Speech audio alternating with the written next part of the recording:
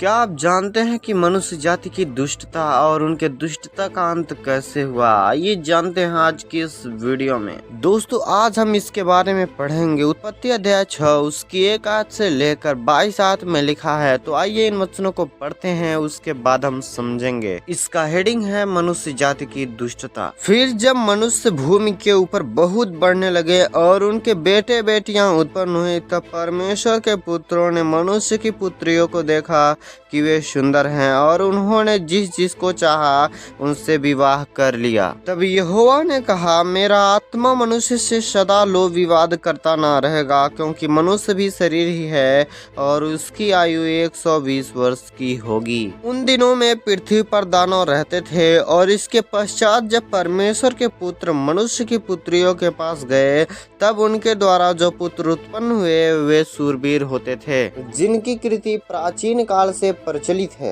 यहोवा ने देखा कि मनुष्यों की बुराई पृथ्वी पर बढ़ गई है और उनके मन के विचार में जो कुछ भी उत्पन्न होता है वह निरंतर बुरा ही होता है। और यहोवा पृथ्वी पर मनुष्य को बनाने से पछताया और वह मन में अति खेदित हुआ। तब यहोवा ने कहा, मैं मनुष्य को जिसकी मैंने सृष्टि की है पृथ्वी के ऊपर से मिटा दूंगा, क्या मनुष्य, क्या पशु, क्या रेंगने वाले जंतु और क्या आकाश के पक्षी, सबको मिटा दूंगा, क्योंकि मैं उसके बनाने से पछताता हूँ। परंतु यहोवा के अनुग्रह की दृष्टि नूह पर बनी रही है। दोस्तों हमने इन 1 से 8 आयतों में यह जाना है कि मनुष्य की दुष्टता कैसे बढ़ी और परमेश्वर ने इन सृष्टि को बनाने से कैसे पछताया, क्या मनुष्य और क्या ही जीव जंतु। दोस्तों अब हम बात करेंगे नूह की, जिसे परमेश्वर ने नाव बनाने को कहा था और परमेश्वर ने कैसे जल प्रलय लाया उसके बारे में हम आगे बात करेंगे। तो आइए पढ़ते हैं नूह। नूह की वंशावली यह है। नूह धर्मी पुरुष और अपने समय के लोगों में खरा था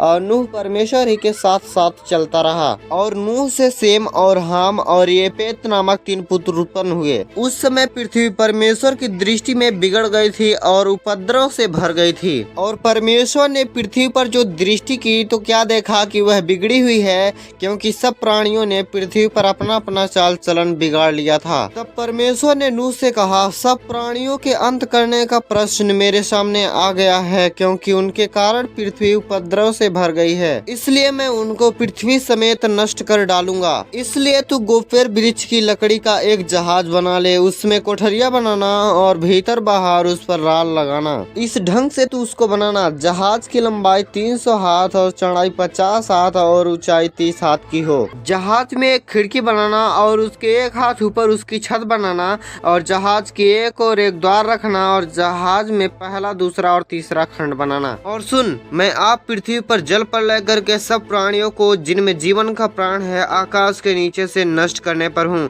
और सब पृथ्वी पर मर जाएंगे। परंतु तेरे संग मैं वाचा बांधता हूँ, इसलिए तू अपने पुत्रों और स्त्री और बधुओं समेत जहाज में प्रवेश करना और सब जीवित प्राणियों में से एक एक जाति के 2-2 अर्थात एक नर और मादा जहाज में लाकर अपने साथ जीवित रखना। एक एक जात के पक्षी और एक एक जात के पशु और एक एक जात के भूमि पर रेंगने वाले सब में से 2-2 तेरे पास आएंगे कि तू उनको जीवित रखे। और भांति भांति का भोज्य पदार्थ जो खाया जाता है उनको तू लेकर अपने पास इकट्ठा कर रखना, जो तेरे और उनके भोजन के लिए होगा। परमेश्वर की इस आज्ञा के अनुसार नूह ने किया। आमीन। दोस्तों आगे के पार्ट्स को मैं अगले वीडियो में बताऊंगा, इसलिए आप लोग हमारे इस चैनल को सब्सक्राइब कर लीजिए। दोस्तों अगर आपको जल प्रलय के बारे में विस्तार से जानना है तो आप कमेंट में यस जरूर लिखें। दोस्तों अगर हमारे इस वीडियो में 10 कमेंट्स आ जाते हैं तो मैं आपके ही कहे अनुसार वीडियोस को बनाऊंगा। तो दोस्तों फिर मिलेंगे एक नए वीडियो के साथ, तब तक के लिए आप सबको जय मसीह की।